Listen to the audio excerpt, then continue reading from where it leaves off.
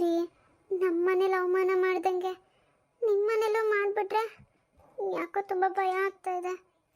ನೋಡೋಣ ಇರು ಶಿಲ್ಪ. ಹೆದರ್ಕೊಂಡ್ರೆ ಆಗಲ್ಲ ಕೆಲಸ. ಮದುವೆನೇ ಯಾರಿಗೂ ಹೆದರ್ಕೊಳ್ದೇನೆ ಆಗಿದ್ದೀವಿ.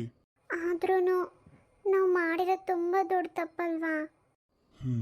ತಪ್ಪು ಅಂತ ಅಂದರೆ ನಮ್ಮಿಬ್ರು ಪ್ರೀತಿನ ಒಪ್ಕೊಂಡಿಲ್ದಿದ್ದು ಅವ್ರು ತಪ್ಪಲ್ವಾ? ಇರುವ ನಿಮಿಷ. ಅಮ್ಮ ಅಮ್ಮ. ಅರೆ, ನಮ್ಮ ಚಿಕ್ಕಣ್ಣನ ವಯಸ್ಸಲ್ವೇನೆ? ಹಾ, ಬಾರೆ ಮೀನಾ, ನಿಮ್ಮ ಅಣ್ಣ ಬಂದ.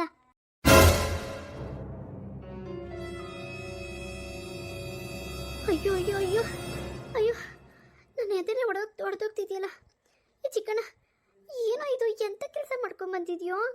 ನಮ್ಮ ಮನೆ ಮಾನ ಮರ್ಯಾದೆನ ಬೀದಿಗೆ ತಂದ್ಬಿಟ್ಟಿಯಲ್ಲೋ. ಏನಣ್ಣ ಇದು? ಏನು ಮಾಡ್ಕೊಂಬಂದಿದ್ಯಾ ನೀನು? ಇವಳನ್ನ ಮದುವೆ ಮಾಡ್ಕೊಂಬಂದಿದ್ಯಾ? ಮೀನಾ, ಸರಿಯಾಗಿ ಮಾತಾಡು. ಅವಳು ಇವಳು ಅಂತೆಲ್ಲ ಹೇಳ್ಬೇಡ. ಅವಳು ನನ್ನ ಹೆಂಡತಿ, ನಿನ್ನ ಅತ್ತಿಗೆ. ಅತ್ತಿಗೆ ಅಂತ ಕರಿ. ನೋಡಮ್ಮ ನೋಡಮ್ಮ, ಏನಂತ ಮಾತಾಡ್ತಿದ್ದಾನ ಅಣ್ಣ? ಮದುವೆ ಆಗಿ ಒಂದಿನ ಕೂಡ ಆಗಿಲ್ಲ.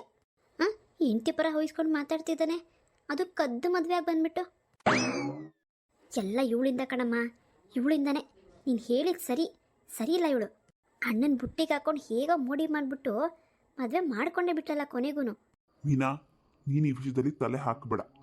ನಾನು ಶಿಲ್ಪ ಇಬ್ರು ಇಷ್ಟಪಟ್ಟಿದ್ದೀವಿ, ಮದುವೆ ಮಾಡ್ಕೊಂಡಿದ್ದೀವಿ ಅಷ್ಟೇ. ಅಲ್ಲ ಕಣೋ, ನಾವೇ ನಿನ್ನ ಪಾಲಿಗೆ ಸತ್ತೋಗಿದ್ವಾ? ಹೆತ್ತೋರ್ಗೆ ಒಂದು ಮಾತು ತಿಳಿಸ್ಬೇಕು ಅಂತ ನಿಮ್ಮಿಬ್ರಿಗೂ ಅನ್ನಿಸ್ಲಿಲ್ವಾ? ಇಷ್ಟು ವರ್ಷ ಸಾಕಿ ಬೆಳೆಸಿದ್ನಲ್ಲ, ಇದಕ್ಕೆ ಇದೇನಾ ನೀನು ಕೊಟ್ಟಿರೋ ಪ್ರತಿಫಲ? ಅಮ್ಮ, ಇವಾಗ ಏನಾಯ್ತು? ನಾನು ಇವಳನ್ನ ಇಷ್ಟಪಟ್ಟಿದ್ದೀನಿ, ಇವಳು ನನ್ನನ್ನು ಇಷ್ಟಪಟ್ಟಿದ್ದಾಳೆ. ಅದನ್ನ ನೀವಿಬ್ರು, ನೀವು ಮತ್ತೆ ಇವರಮ್ಮ ಇಬ್ರು ಅರ್ಥ ಮಾಡ್ಕೊಂಡಿದ್ದಿದ್ರೆ ಇಷ್ಟೊತ್ತಿಗೆ ನಮ್ಮಿಬ್ರು ಎಂಗೇಜ್ಮೆಂಟ್ ಆಗಿರ್ತಾ ಇತ್ತು. ನೀನು ಅರ್ಥ ಮಾಡ್ಕೋತಿಲ್ಲ, ಅವ್ರ ಅಮ್ಮನೂ ಅರ್ಥ ಮಾಡ್ಕೋತಾ ಇಲ್ಲ. ಅದಕ್ಕೆ ಕೊನೆಗೆ ನಾವಿಬ್ರು ನಿರ್ಧಾರ ತಗೊಂಡು ಈಗ ಮದುವೆ ಮಾಡ್ಕೊಬೇಕು ಅಂತ ಅನ್ಕೊಂಡು ಮದುವೆ ಮಾಡ್ಕೊಂಡ್ವಿ. ಇವಾಗ ನಾನು ನಿನ್ನ ಹತ್ರ ಬಂದ್ಬಿಟ್ಟು ನಾನು ಶಿಲ್ಪನೇ ಮದುವೆ ಮಾಡ್ಕೋತೀನಿ ಅಂತ ಹೇಳಿದಿದ್ರೆ ನೀನು ಒಪ್ಕೊಳ್ತಿದ್ಯಾ? ನಮ್ಮಿಬ್ರು ಮದುವೆ ಮಾಡಿಸ್ತಿದ್ಯಾ? ನನ್ನ ಪ್ರಾಣ ಹೋದ್ರೂ ಮಾಡಿಸ್ತಿರ್ಲಿಲ್ಲ ಬಿಡು, ಅವಳ ಮಗಳನ್ನ. ಅದಕ್ಕೇನೆ ನಾವಿಬ್ರು ಮದುವೆ ಮಾಡ್ಕೊಂಡಿದ್ದು. ಥೂ ಪಾಪಿ, ಎಲ್ಲ ಇವಳಿಂದನೇ, ಎಲ್ಲ ಅವ್ರ ಅಮ್ಮನ ಬುದ್ಧಿ ಅಂತ ಅನ್ಸುತ್ತೆ. ಏನೇ, ಅಮ್ಮ ಮಗ ದೂರ ಮಾಡಬೇಕು ಅಂತಾನೆ ಬಂದ್ಬಿಟ್ಟಿಯಾ ನೀನು? ಇದೇನಾ ನಿಮ್ಮ ಅಪ್ಪ ಅಮ್ಮ ಕಲಿಸಿರೋದು ನಿನಗೆ? ಅತ್ತೆ, ದಯವಿಟ್ಟು ನಮ್ಮ ಅಪ್ಪ ಅಮ್ಮನ ಬಗ್ಗೆ ಮಾತಾಡಬೇಡಿ. ಇದರಲ್ಲಿ ಅವ್ರದ್ದೇನು ತಪ್ಪಿಲ್ಲ. ಅಪ್ಪ ಅಮ್ಮನ ವಿರೋಧವಾಗಿ ಮದುವೆ ಆಗಿರೋದು ನಾವು. ನನ್ನನ್ನು ಬೇಕಾದ್ರೂ ಏನು ಬೇಕಾದ್ರೂ ಅನ್ನಿ, ಎಷ್ಟು ಬೇಕಾದ್ರೂ ಅನ್ನಿ, ನಾನು ಸಹಿಸ್ಕೋತೀನಿ. ಆದರೆ ನಮ್ಮ ತಂದೆ ತಾಯಿ ಬಗ್ಗೆ ಮಾತಾಡಬೇಡಿ. ನೋಡಮ್ಮ, ನೋಡ್ದ ಇವಳನ್ನ? ತಪ್ಪು ಮಾಡಿರೋದಲ್ದೇನೆ ಅದು ಅತ್ತೆ ನೀನು. ನಿನಗೆ ಎದುರು ವಾದಿಸ್ತಿದ್ದಾಳಲ್ಲ. ಇವಳನ್ನೇ ನೀನು ಸೊಸೆ ಅಂತ ಒಪ್ಕೊಂಡು ಮನೆ ಒಳಗಡೆ ಸೇರಿಸ್ಕೊಂಡೆ ಅಂದರೆ ಮುಗಿದೋಯ್ತು. ಅಣ್ಣನಂತೂ ಬುಟ್ಟಿಗೆ ಹಾಕ್ಕೊಂಡಿದ್ದಾಳೆ. ಮನೆಗೆ ಬಂದು ಮನೆ ಯಜಮಾನಿಕೆನ ಇವಳೇ ತೊಗೊಂಡ್ಬಿಡ್ತಾಳಷ್ಟೆ. ಹಾಗಾಗೋದಕ್ಕೆ ನಾನು ಬಿಟ್ಬಿಡ್ತೀನೇನೆ. ಇವಳನ್ನ ನಮ್ಮ ಮನೆ ಹೊಸಲು ತುಳಿಯೋಕ್ಕೂ ಬಿಡೋದಿಲ್ಲ. ಇನ್ನು ಮನೆ ತುಂಬಿಸ್ಕೊಡೋ ಮಾತೇ ಇಲ್ಲ ಬಿಡು. ಅಮ್ಮ, ಇವಾಗೇ ನಾವು ಒಳಗಡೆ ಬರಬೇಕಾ ಬೇಡವಾ ಹೇಳ್ಬಿಡು. ನಿನ್ನೆ ನಾನು ಬೇಡ ಅಂತ ಹೇಳ್ತೀನೇನೋ? ನೀನು ನನ್ನ ಮಗ. ನೋಡು, ಒಳಗಡೆ ಬರೋ ಹಾಗಿದ್ರೆ ನೀನೊಬ್ಬನೇ ಬಾ. ಅವಳನ್ನು ಕರ್ಕೊಂಬರ್ತೀನಿ ಅನ್ನಂಗಿದ್ರೆ ನೋಡು, ನಮ್ಮ ಮನೇಲಿ ಜಾಗ ಅಂತೂ ಇಲ್ಲ ಅವಳಿಗೆ. ಓ ಹಾಗಾ? ಹಾಗಿದ್ರೆ ಸರಿ ಅಮ್ಮ. ನಿನಗೆ ನಿನ್ನ ಮಗನೇ ಹೆಚ್ಚಲ್ವಾ? ನನಗೂ ಅಷ್ಟೆ. ನನ್ನನ್ನು ನಂಬಿ ಬಂದಿರೋಳೆ ನನಗೂ ಹೆಚ್ಚು. ನನ್ನನ್ನು ನಂಬಿ ಬಂದಿರೋಳಿಗೆ ನಾನು ಮೋಸ ಮಾಡೋಕ್ಕೆ ನನಗಿಷ್ಟ ಇಲ್ಲ. ಅವಳು ಪ್ರೀತಿಗೋಸ್ಕರ ನಾನು ತುಂಬ ಕಷ್ಟಪಟ್ಟಿದ್ದೀನಿ. ನನ್ನ ಈ ಪ್ರಯತ್ನಕ್ಕೆ ದೇವರು ಫಲ ಕೊಟ್ಟಾಗಿದೆ ಕಣಮ್ಮ. ಆಯಿತು, ನೀವೇ ಇರಿ ಈ ಮನೇಲಿ. ನಾನು ಶಿಲ್ಪ ಬೇರೆ ಮನೆ ಮಾಡ್ಕೊಂಡು ಹೋಗ್ತೀವಿ. ಅಂದರೆ ನಿನ್ನ ಮಾತಿನರ್ಥ ಹೆತ್ತ ತಾಯಿ, ತಂದೆ, ತಂಗಿಗಿಂತನೂ ಇವಳೇ ಮುಖ್ಯನಾ? ಅಂದರೆ ನಮ್ಮ ಸಂಬಂಧಕ್ಕೇನು ಬೆಲೆನೇ ಇಲ್ವೇನೋ? ಇದಕ್ಕೋಸ್ಕರನೇನಾ ನಾನು 9 ತಿಂಗಳು ಹೊತ್ತು ಹೆತ್ತು ಸಾಕಿದ್ದು ನಿನ್ನ? ಈಗ ಇವಳ ಪ್ರೀತಿಗೋಸ್ಕರ ಅಪ್ಪ ಅಮ್ಮನೇ ಬಿಡೋದಕ್ಕೆ ರೆಡಿ ಇದೆಯಾ ನೀನು?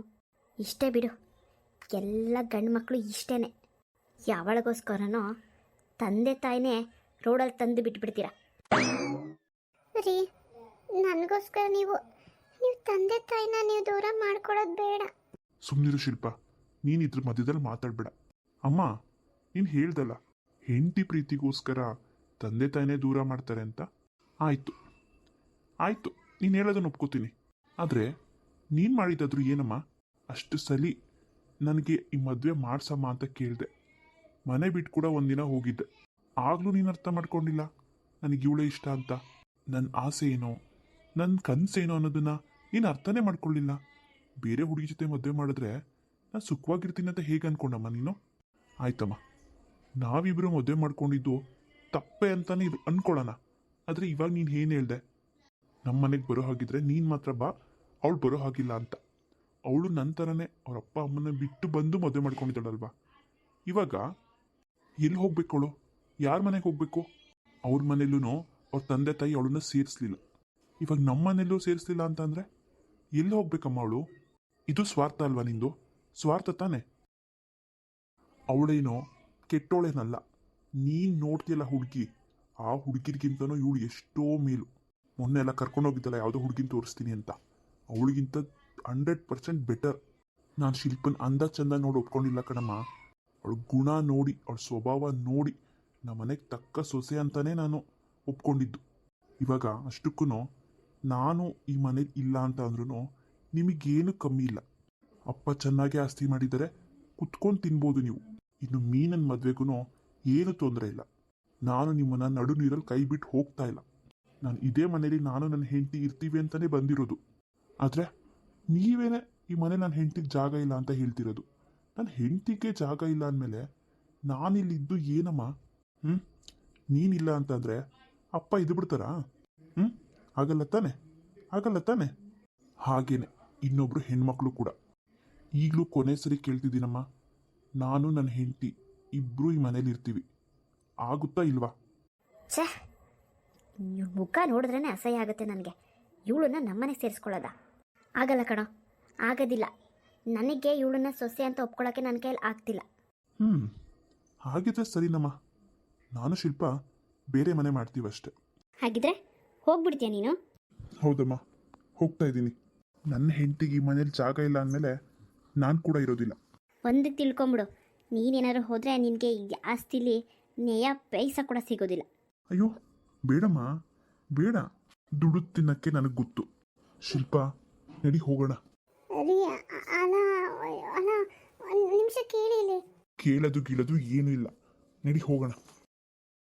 ಶಿಲ್ಪ, ನನ್ನನ್ನು ಮದುವೆ ಮಾಡಿಕೊಂಡು ನಡು ರೋಡಲ್ಲಿ ನಿಂತಿದ್ದೀವಿ ಮಧ್ಯರಾತ್ರಿಲಿ ಅಂತ ನನ್ನ ಮೇಲೆ ಬೇಜಾರಾ? ಇಲ್ಲ ರೀ, ನಿಮ್ಮ ಮೇಲೆ ನನಗೇನು ಬೇಜಾರಿಲ್ಲ. ಆದರೆ ಇಲ್ಲ ರೀ, ನನ್ನಿಂದ ನೀವು ನಿಮ್ಮ ಮನೆಯವರಿಂದ ದೂರ ಆದ್ರಲ್ಲ, ನಿಮ್ಮ ಮನೆಯವ್ರು ಕೂಡ ನಿಮ್ಮನ್ನು ಸೇರಿಸ್ಲಿಲ್ಲ. ತಾಯಿ ಮಗನ ದೂರ ಮಾಡೋದೇನೋ ಅಂತ ತುಂಬ ಬೇಜಾರಾಗ್ತಾ ಇದೆ. ಹಾಗಂತ ನಮ್ಮಮ್ಮ ಹೇಳಿದ್ರು ಅಂದ ತಕ್ಷಣ ನಿನ್ನನ್ನು ಹೊರಗಡೆ ಕಳಿಸ್ಬಿಟ್ಟು ನಾನು ಮನೆ ಒಳಗಡೆ ಹೋಗಿದ್ರೆ ಅದು ಸರಿ ಹೋಗ್ತಿತ್ತಾ? ಹಾಗಲ್ಲ, ಆದ್ರೂ ಏನಾದ್ರೂ ಇಲ್ಲ, ಏನೂ ಇಲ್ಲ. ಏನಾಗಬೇಕೋ ಅದೇ ಆಗ್ತಾ ಇದೆ. ಇವಾಗ ಜಾಸ್ತಿ ತಲೆ ಕೆಡ್ಸ್ಕೋಬೇಡ. ಸರಿ, ಇಷ್ಟೊತ್ತಲ್ಲಿ ಎಲ್ಲಿ ಸಿಗುತ್ತೆ ಮನೆ? ಟೈಮ್ ಇವಾಗ 2 ಗಂಟೆ ಇರ್ಬೋದು. ಹೌದು, ಇವಾಗ 2 ಗಂಟೆನೆ. ಶಿಲ್ಪ, ಇವತ್ತೊಂದಿನ ನಾವು ಹೊರಗಡೆ ಇಲ್ಲೇ ಎಲ್ಲಾದರೂ ಉಳ್ಕೋಬೇಕಾಗುತ್ತೇನೋ. ಏನು ಮಾಡೋದು? ಪರವಾಗಿಲ್ಲ, ಉಳ್ಕೊಳ್ಳೋಣ. ಬೆಳಗ್ಗೆವರೆಗೂ ಉಳ್ಕೊಂಡು ಬೆಳಗ್ಗೆ ಯಾವುದಾದ್ರೂ ಮನೆ ಸಿಗುತ್ತಾ ನೋಡೋಣ. ಏನು ಮಾಡಬೇಕೋ ಗೊತ್ತಾಗ್ತಾ ಇಲ್ಲ. ಕೈಯಲ್ಲಿ ಕಾಸಿದೆ, ಆದರೆ ನಾವು ಹೊರಗಡೆ ಬಂದಿರೋ ಟೈಮು ಸರಿ ಇಲ್ಲ. ಈ ಮಧ್ಯರಾತ್ರಿಲಿ ಎಲ್ಲೂ ನಮಗೆ ಜಾಗ ಕೂಡ ಸಿಗಲ್ಲ, ವೆಹಿಕಲ್ ಕೂಡ ಸಿಗಲ್ಲ. ಸರಿ ಆಯಿತು, ಬಾ ಮುಂದೆ ಎಲ್ಲಾದರೂ ಈ ಬಾಳು ಬಿದ್ದಿರೋ ಮನೆ ಯಾವುದಾದ್ರೂ ಸಿಗುತ್ತಾ ನೋಡೋಣ. ಇವತ್ತು ರಾತ್ರಿ ಅಲ್ಲೇ ಉಳ್ಕೊಂಡು ಬೆಳಗ್ಗೆ ಬೇಗ ಎದ್ದು ಹೊರಡೋಣ.